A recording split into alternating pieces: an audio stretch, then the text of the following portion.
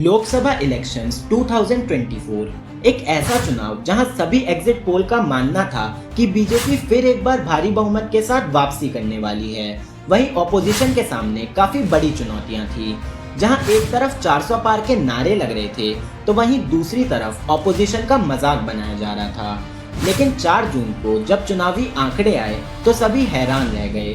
तो आखिर क्यों इस चुनाव को एक मैसिव अपसेट की तरह देखा जा रहा है, चलिए जानते हैं आज के इस वीडियो में। ओला बैंक अकाउंट। ये चुनाव 543 सीटों पर करवाया गया था, जहां मेजॉरिटी मार्क 272 सीट्स का था।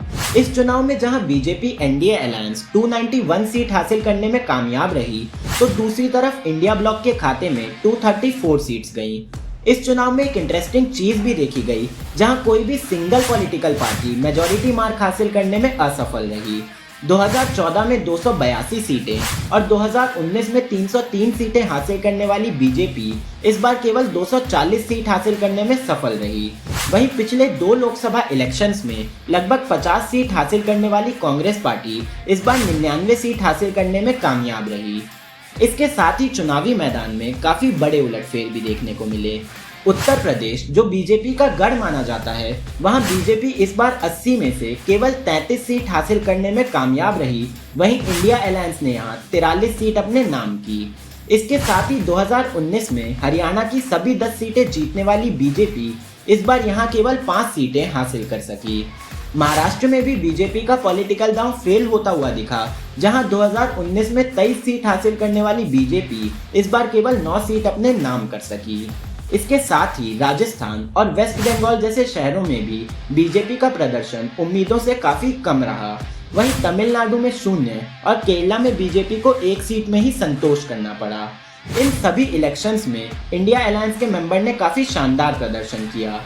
हालांकि दिल्ली में बीजेपी सभी 7 सीटें, मध्य प्रदेश में सभी 29 सीटें, गुजरात में 26 में से 25 सीटें जीतने में कामयाब रही। वहीं हिमाचल प्रदेश, उत्तराखंड और ओडिशा जैसे शहरों में भी बीजेपी का परफॉर्मेंस शानदार रहा।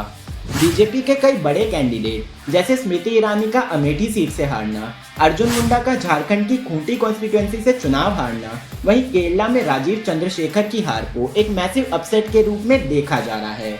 400 सीट पार का नारा देने वाली बीजेपी 300 सीट का आंकड़ा छूने में भी नाकाम रही। वहीं इंडिया ब्लॉक की 295 सीट की प्रिडिक्शन भी गलत साबित हुई। इस चुनाव के नतीजों से कुछ बातें निकलकर सामने आती हैं कि सियासी मैदान में कभी भी कुछ भी हो सकता है। यहाँ किसी को भी हल्के में लेना एक भारी भूल है। इसी के साथ किसी पार्टी का मेजॉरिटी मार्क क्रॉस ना करना रीजनल पार्टी के बढ़ते इन्फ्लुएंस की ओर इशारा करता है, और इन नतीजों ने एग्जिट पोल की क्रेडिबिलिटी को भी शक के घेरे में ला खड़ा किया है। आपके इस चुनाव के बारे में क्या विचार हैं? प्लीज हमें कमेंट करके जरूर बताएं। धन्यवाद।